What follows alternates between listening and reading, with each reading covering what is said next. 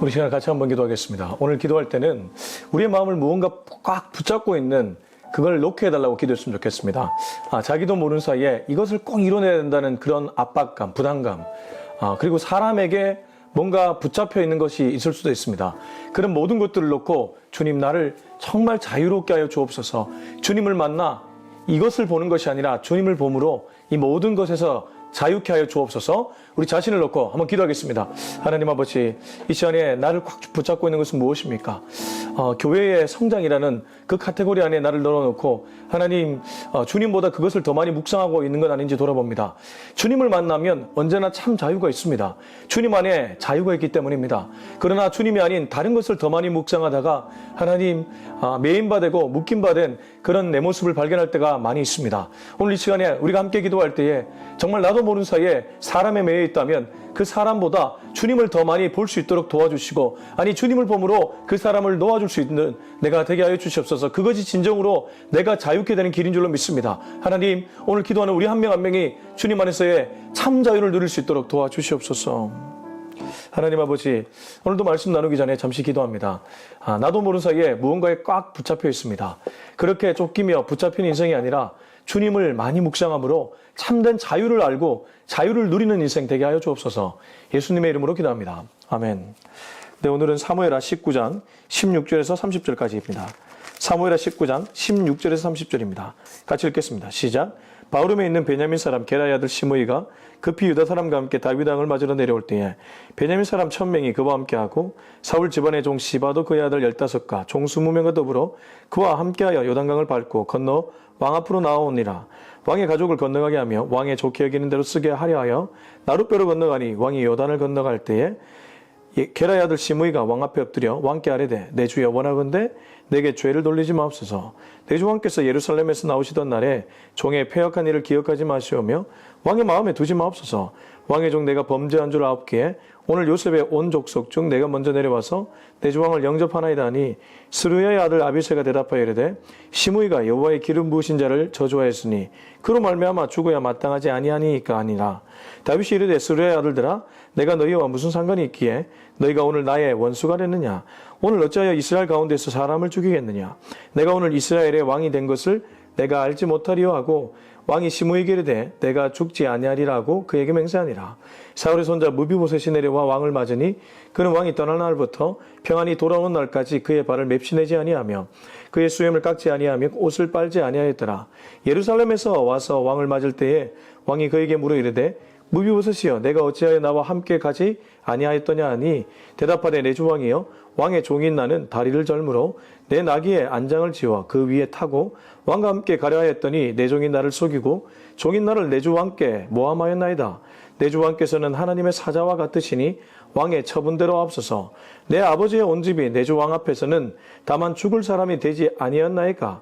그러나 종을 왕의 상에서 음식 먹는 자 가운데 두셨사오니 내게 아직 무슨 공의가 있어서 다시 왕께 부르짖을 수 있사오리까 아니라. 왕이 그에게 이르되 내가 어찌하여 또 내 일을 말하느냐. 내가 이르노니 너는 시바와 밭을 나누라 하니 무비보셋이 왕께 아뢰되 내 주 왕께서 평안히 왕궁에 돌아오시게 되었으니 그로 그 전부를 차지하게 하옵소서 하니라. 아멘. 네. 사무엘하 19장은 다윗이 다시 예루살렘 성으로 환궁하는 그러한 모습을 그리고 있습니다. 근데 오늘 이 본문 사무엘하 19장 16절에서 30절은 마치 마피아 게임, 늑대 게임을 떠올립니다.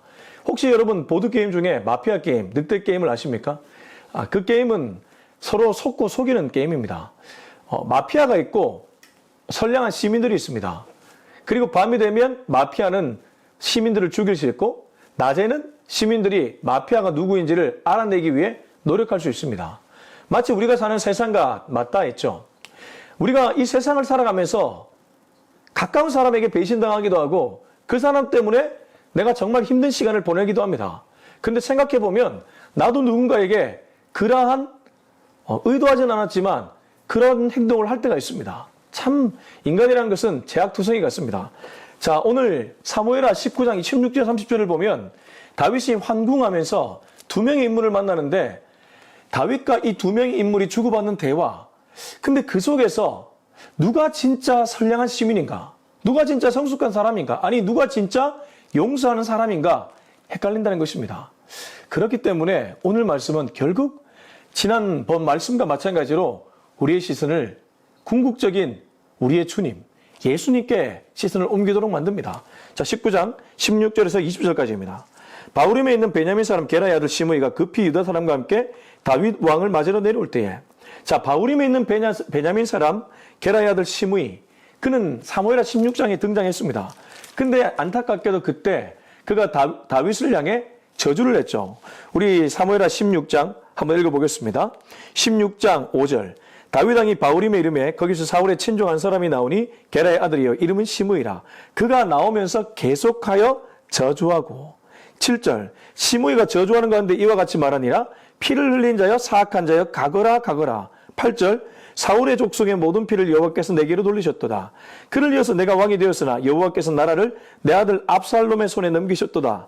보라, 너는 피를 흘린 자이므로 화를 자초하였느니라 하는지라. 돌아오겠습니다.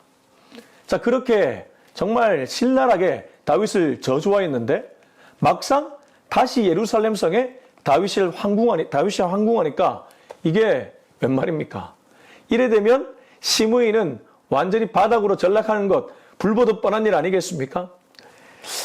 회사에서도 참 눈치 있게 요령 있게 누가 지금 힘 있는지를 잘 보는 사람들이 있습니다. 이른바 처세에 능한 사람이죠. 시므이도 지금 처세를 하고 있습니다. 다윗이 다시 왕으로 등극하니까 이 사람에게 내가 했던 말 주워 담아야 되겠다. 근데 주워 담을 수 있을까요? 자, 17절. 베냐민 사람 1000명이 그와 함께하고 사울 집안의 종 시바도 그의 아들 15가 종 20명과 더불어 그와 함께하여 요단강을 밟고 건너 왕 앞으로 나오니라. 여기 시바는 무비보셋의 종이기도 한 사람인데 이 사람은 무비보셋을 모함하면서 다윗을 칭송해 줬죠. 어찌됐든 오늘 사무엘하 16장에 등장했던 시므이와 시바가 나옵니다. 18절. 왕의 가족을 건너가게 하며 왕의 좋게 여기는 대로 쓰게 하려 하여 나룻배로 건너가니 왕이 요단을 건너가게 할 때 게라 애들 시므이가 왕 앞에 엎드려. 자, 이렇게 왕이 요단을 건너갈 때 아마 왕이 좋게 여기는 대로 쓰게 하려 나룻배로 건너가도록 시바가 여러 사람들과 함께 도와준 것 같습니다. 그는 다윗에게 잘 보이려고 여러 가지 갖은 노력을 하고 있습니다. 그리고 시므이는 그렇게 건너갈 때 왕 앞에 엎드렸다고 얘기합니다. 왕이 요단을 건너가서 예루살렘 성에 들어가 버리면 끝나니까 그때 시므이가 왕 앞에 엎드립니다. 19절 20절. 왕께 아뢰되 내 주여 원하건대 내게 죄를 돌리지 마옵소서. 내 주 왕께서 예루살렘에서 나오시던 날에 종의 패역한 일을 기억하지 마시오며 왕의 마음에 두지 마옵소서. 왕의 종 내가 범죄한 줄 아옵기에 오늘 요셉의 온 족속 중 내가 먼저 내려와서 내 주 왕을 영접하나이다 하니. 자, 이렇게 19절 20절을 보면 시므이는 태세를 완전히 전환해서 다윗에게 왕께 아뢰되, 지난번에는 저주를 했는데 이번에는 왕께 아뢰되 내게 죄를 돌리지 마옵소서. 내 주 왕께서 예루살렘에서 나오시던 날에 종의 패역한 일을 기억하지 마시옵소서. 왕의 마음에 두지 마시옵소서. 아주 그냥 자기의 목숨을 건져달라고 애걸복걸하고 있습니다. 이게 인생입니다. 여러분, 시므이는 다윗 왕이 예루살렘 성에서 나올 때 이런 일이 곧 일어날 거라고 아마 예상을 못했겠죠. 그러나 하나님은 다윗이 압살롬 반란군을 완전히 제압하도록 만들었고 얼마 지나지 않아 예루살렘 성에 다시 환궁할 수 있도록 인도하셨습니다. 그러니까 눈앞에 몇 발자국을 보고 행동을 해서는 안 된다는 것이죠. 나에게 지금 당장 해가 되는 사람 내치는 것 참 어리석은 일입니다. 시므이는 그렇게 행동했다가 지금 어쩔 수 없이 왕 앞에 애걸복걸 할 수밖에 없게 된 것이죠. 왕이 다시 등극해서 자기를 죽여버리면 끝나니까. 자, 이 모습을 누가 보고 있었습니까? 다윗의 부하들이 다 보고 있었습니다. 그때도 다윗의 부하들이 이 시므이를 보면서 열받아 했었거든요. 그래서 시므이를 죽이려고 했는데 다윗이 막았죠. 우리 16장 9절 한번 볼까요? 스루의 아들 아비새가 왕께 여쭤오되 이 죽은 개가 어찌 내 주왕을 저주하리이까? 청하건대 내가 건너가서 그의 머리를 베게 하옵소서 하니. 아비새, 삼중대 중에 한 부대를 맡았던 군 지휘관 아비새, 요압의 동생이었던 그는 아주 혈기왕성했습니다. 그래서 왕에게 그렇게 함부로 저주하는 시므이를 향해 칼을 빼서 죽이고자 했습니다. 저는 이 말씀을 보면서 그것이 떠올랐습니다. 예수님이 겟세마네 동산에서 기도하고 나왔을 때에 로마의 병정들이 붙잡으러 왔습니다. 그 중에 대제사장이 보낸 말고라는 종이 있었죠. 베드로는 그 자리에서 칼을 꺼내 말고의 길을 잘라버립니다. 다윗도 시므이의 시므이의 저주 앞에서 아비새가 그를 죽이려고 할 때 하지 말라고 스탑을 선언합니다. 자, 오늘 19장에 와서도 마찬가지입니다. 21절, 22절 스루야의 아들 아비새가 대답하여 이르되 시므이가 여호와의 기름 부으신 자를 저주하였으니 그로 말미암아 죽어야 마땅하지 아니하니까니라. 한 번 더 죽여야 된다는 말을 합니다. 여러분, 죽이는 거는 굉장히 쉽죠. 나에게 잘못한 사람 그냥 나도 함께 그에게 똑같이 처벌하는 것, 그건 어렵지 않습니다. 근데 다윗이 거기서 전혀 다른 행동을 합니다. 22절 다윗이 이르되 스루야의 아들들아 내가 너희와 무슨 상관이 있기에 너희가 오늘 나의 원수가 됐느냐? 오늘 어찌하여 이스라엘 가운데서 사람을 죽이겠느냐? 내가 오늘 이스라엘의 왕이 된 것을 내가 알지 못하리요 하고 왕이 시므이가 이르되 내가 죽지 아니하리라 하고 그에게 맹세하니라. 자, 22절 23절을 보면 다윗은 결국 시므이를 살려줍니다. 근데 심지어 22절 보면 스루야의 아들들아 내가 너희와 무슨 상관이 있기에 너희가 오늘 나의 원수가 되느냐? 아비새에게 도리어 네가 그런 행동을 하면 나의 원수가 된다고 얘기합니다. 베드로가 십자가를 향해 걸어가는 예수님을 붙잡고 주여 그리하여 하지 마옵소서라고 했을 때 예수님은 사탄아 내 뒤로 물러가라고 했죠. 그 순간 베드로의 행동은 예수님이 걸어가는 십자가 사명의 원수가 된 일이었기 때문입니다. 내가 옳다고 생각하고 바람직하다고 생각하고 한 행동이 오히려 예수님께는 원수 같은 일이었다는 거죠. 지금 아비새가 하는 일이 똑같습니다. 아비새가 다윗을 충정어린 마음으로 보호해주고 다윗을 저주하고 죽이려고 했던 이 시므이를 칼로 처단하는 것은 마땅한 일이지 않겠습니까? 근데 다윗은 이것을 원수가 되는 일이라 규정합니다. 그리고 나서 오늘 어찌하여 이스라엘 가운데 사람을 죽이겠느냐? 내가 오늘 이스라엘의 왕이 된 것을 내가 알지 못하리요 하고 내가 다시 이스라엘의 왕으로 등극하는 날인데 왜 이런 자리에 성스러운 자리에 피를 흘리냐? 그래서 시므이에게 네가 죽지 않는다고 맹세하며 돌려보내줍니다. 자, 여기까지 보면 다윗은 굉장히 성숙한 사람, 그리고 시므이는 애걸복걸하며 처세하는 사람. 그래서 다윗은 시므이에게 어떤 의미에서 속은 사람, 속고 속이는 사람이 있다고 하지 않았습니까? 그런 생각이 들죠. 근데 나중에 가면 다윗의 진심이 나옵니다. 우리 사무엘하가 아니라 열왕기상을 한번 보겠습니다. 열왕기상 2장 8절 9절. 열왕기상 2장 8절 9절을 같이 읽겠습니다. 시작. 바울인 베냐민 사람 게라의 아들 시므이가 너와 함께 있나니 그는 내가 마하나임으로 갈 때에 악독한 말로 나를 저주하였느니라. 그러나 그가 요단에 내려와서 나를 영접함으로 내가 여호와를 두고 맹세하여 이르기를 내가 칼로 너를 죽이지 아니하리라 하였노라. 그러나 그를 무지한 자로 여기지 말지어다. 너는 지혜 있는 사람이므로 그에게 행할 일을 알지니 그의 백발이 피 가운데 수월에 내려가게 하라. 이 무슨 말이냐면요, 솔로몬에게 다윗이 유언을 남기는 장면인데 그 유언의 내용 중에 하나가 시므이에 대한 처벌이었습니다. 8절은 지금까지 우리가 살폈던 말씀 그대로 얘기합니다. 바울인 베냐민 사람 게라의 아들 시므이가 너와 함께 있다. 그는 내가 마하나임으로 갈 때 아주 악독한 저주스러운 말로 나에게 저주했다. 그러나 내가 요단에 내려 다시 왕으로 등극할 때 나를 영접했는데 그때 나는 걔를 여호와의 이름을 걸고 맹세하기를 칼로 죽이지 않는다고 했다. 그러나 9절 보십시오. 9절. 그러나 그를 무지한 자로 여기지 말지어다. 너는 지혜 있는 사람이므로 그에게 행할 일을 알지니 그의 백발이 피 가운데 수월에 내려가게 하라. 그가 노년에 피 가운데에 수월에 내려가게 하라. 그러니까 용서치 말라는 뜻 아니겠습니까? 그러면 여기 다시 돌아와서 다윗이 시므이를 향해 한 말은 진정한 용서는 아니라는 것이죠. 우리로 치면 솔직히 말해 다윗이 뒤끝이 있는 것입니다. 결국 다윗도 진짜 용서를 하지 않았습니다. 어떤 의미에서 다윗도 속인 것이죠. 우리가 살아가는 세상이 다 이렇습니다. 진짜 용서는 사실 주님의 마음이 내게 부어지지 않는 이상 불가능합니다. 그래서 제가 앞서 기도할 때 주님의 마음, 주님을 더 많이 묵상하게 해달라고 기도했던 이유가 여기 있습니다. 여러분, 용서 가능합니까? 나의 해코지 하는 사람 정말 용서할 수 있습니까? 우리가 용서한 척하는 것은 어렵지 않습니다. 그러나 진짜 용서하는 것은 정말 어려운 일입니다. 그게 인간들이기 때문입니다. 용서해라, 용서하지 말라. 그런 윤리적인 말을 하는 것이 아닙니다. 그렇기 때문에 우리는 주님께로 가야 된다는 것이죠. 그렇기 때문에 우리는 주님의 마음을 묵상해야 된다는 것입니다. 주님은 진짜 용서하셨습니다. 주님은 베드로도 용서하셨고 가룟 유다도 용서하셨습니다. 가룟 유다가 스스로 자살했지 예수님은 가룟 유다를 용서하신 것이죠. 그분은 용서의 원자탄입니다.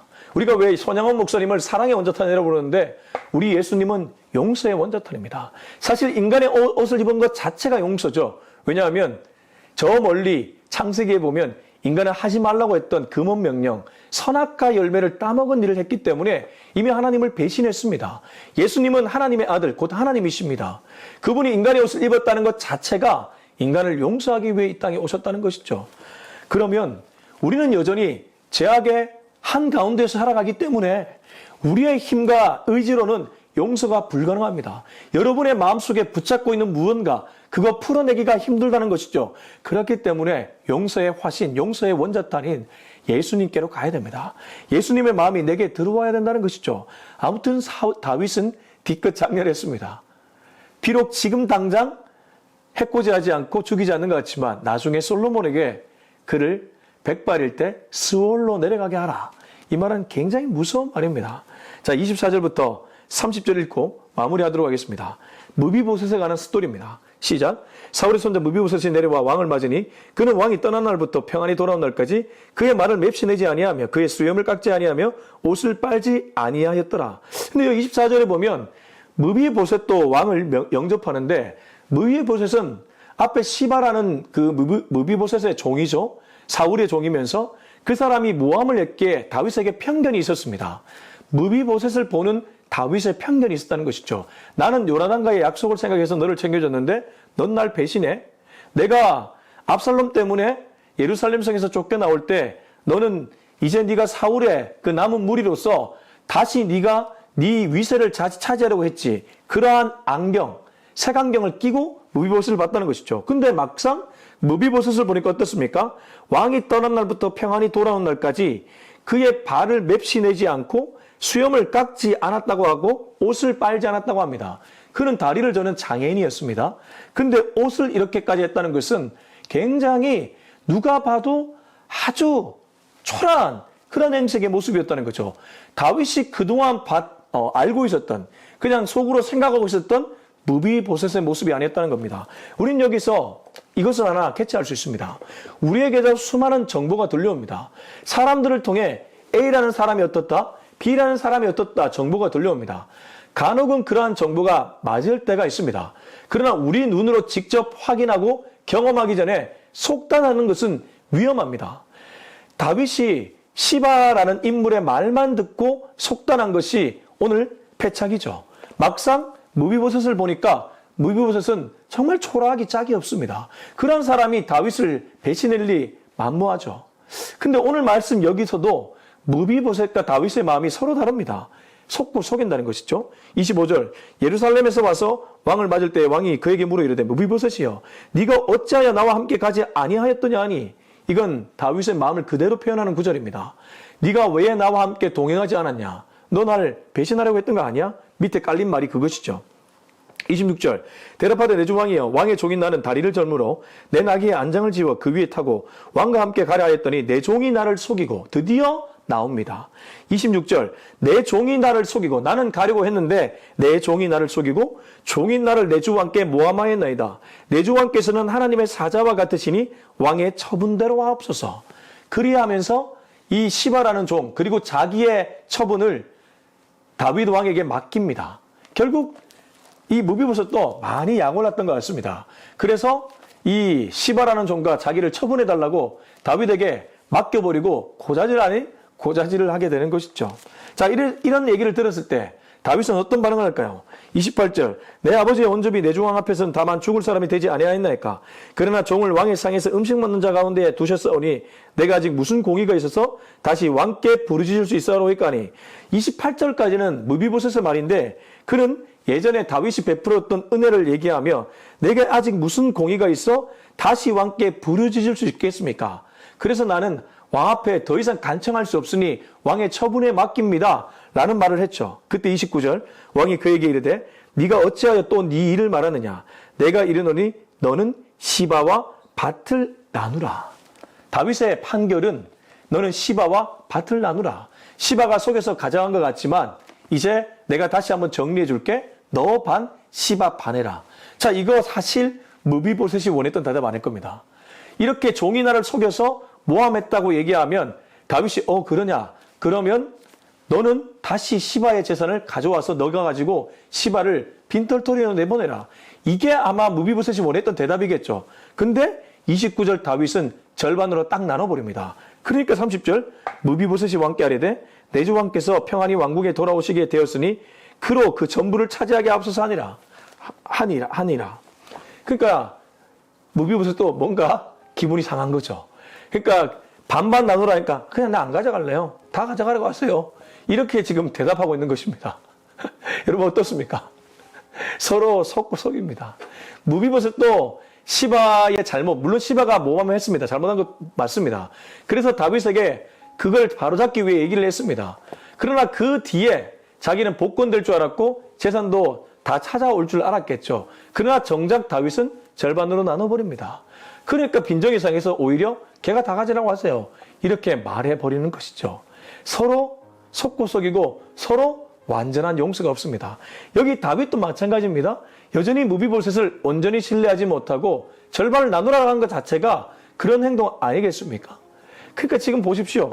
인간의 한계, 인간의 약점, 인간의 어떠한 연약함이 그대로 드러나는 본문이 오늘 우리가 읽은 사무엘하 19장 16절에서 30절입니다. 우리가 살아가는 세상과 똑같지 않습니까? 나도 무언가를 바라고 그 사람에게 접근했다가 그 사람이 내가 원하는 대답을 하지 않을 때 나도 모르는 사이에 실망하게 되고 배신감을 느끼게 되죠. 원래 그 사람은 거기까지 내가 착각했던 것인데 참 우리가 그렇게 살아갈 때가 많습니다. 그렇기 때문에 오늘 말씀의 결론은 다시 한번 예수님께로 가자는 것입니다. 여러분 하루 속에 예수님과의 교제가 있으십니까? 예수님이 내 마음에 있어야지만 우리가 진정으로 누군가를 용서할 수 있고 기대하지 않고 누군가에게 잘해줄 수 있을 것입니다. 그러나 예수님의 마음이 내게 없으면 나도 모르는 사이에 기대하며 기브 앤 테이크에 익숙해집니다. 예수님은 우리에게 말씀하셨습니다. 주라. 그리하면 누리고 넘치도록 다시 너희가 받게 될 것이라고 말씀하셨습니다. 그러나 그 뒤의 것은 사실 생각해서는 안 됩니다.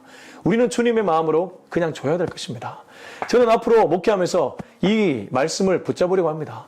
교회가 그냥 줘야 될 때가 많을 것입니다. 대가를 바라고 해서는 안 될 것입니다. 그러나 그 대가를 바라고 하게끔 만드는 그 마음이 주님의 마음과 멀어지는 마음일 것입니다. 그러므로 우리는 끊임없이 주님을 더 많이 묵상해야 됩니다. 주님께 더 가까이 나가기 위해 애써야 됩니다. 예수 그리스도의 그 심장으로 살아가려면 예수님의 마음 안으로 들어가야 되기 때문입니다. 바라기는 저와 여러분이 좀 더 예수님께 가까이 그렇게 한 발짝 한 발짝씩 움직일 수 있기를 주님의 이름으로 축원합니다. 기도하겠습니다. 이 시간 함께 기도할 때 주님 내 힘으로는 아무것도 할 수 없습니다. 나는 오늘도 누군가에게 실망을 하고 또 실망을 줄 뿐입니다. 그러므로 주님 내 마음에 계신 내 속에 계신 그 예수님이 더욱더 살아날 수 있도록 주님께 시선을 고정하는 우리 모두 되게 하여 주옵소서. 우리 같이 한번 기도하겠습니다. 아버지 하나님 감사합니다. 오늘도 이 메시지를 통해 하나님께 어떻게 나가야 되고 우리가 더 무엇을 더 많이 묵상해야 될지를 분명하게 깨닫게 되었습니다. 적어도 내 자신의 일은 아닙니다. 그 사람과의 관계도 아닙니다. 주님과의 관계인 줄로 믿습니다. 주님과의 관계가 친밀해질수록 그 사람과의 관계도 더 좋아지는 것을 다시 한번 깨닫게 됩니다. 이 영적 선순환의 원리를 잊지 않는 우리 모두 되게 하여 주시옵소서. 이제는 우리 주 예수 그리스도의 은혜와 하나님의 사랑과 성령의 기름 부으심이 언제나 주님을 더 많이 묵상함으로 내게 맡겨진 그 모든 일을 자유롭게 감당하기로 다짐하는 우리 모두의 머리 위에 지금부터 영원토록 함께하기를 간절히 축원하옵나이다. 아멘.